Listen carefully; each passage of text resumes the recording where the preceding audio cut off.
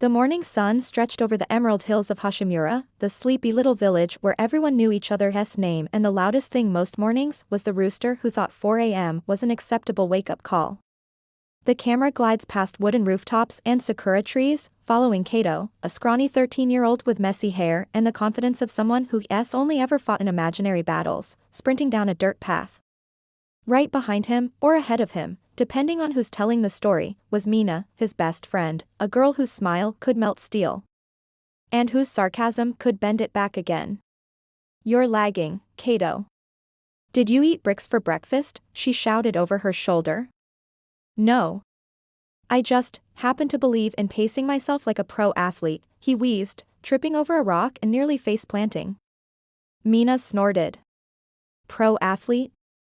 You can't even open pickle jars without your grandma's help." Before Kato could fire back, a sound split the air, boom.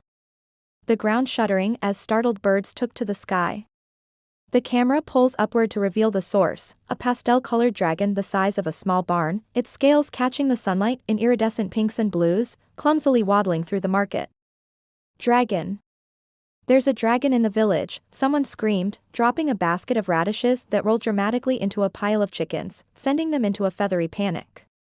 But the dragon didn't roar, it hiccuped, then let out a whimper so pitiful that even the fishmonger paused mid-scream. Mina's eyes widened. "Okay, that's either the cutest thing I've ever seen or a trap." Kato tilted his head.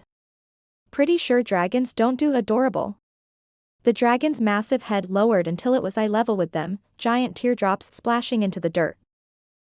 "Can you help me?" it asked in a surprisingly squeaky, childlike voice. Mina blinked twice. "It talks." Kato took a step forward. "Sure. We just have a couple of follow-up questions. Like, do you breathe fire? And if yes, is it, like, controllable?" The dragon sniffled. "Only when I sneeze." Mina's face went pale. "Oh great, so it's like a giant flamethrower with allergies." Just then, the distant clank of metal echoed through the hills, an approaching squad of royal knights, banners snapping in the wind. "Oh no," Mina muttered, "here comes the fun police." Kato glanced at the dragon. "They're after you, aren't they?" The dragon nodded sadly. "I might have accidentally knocked over the king's favorite lemonade stand." Mina turned to Kato. "Wow. We're risking our lives for the medieval equivalent of spilling someone's Starbucks."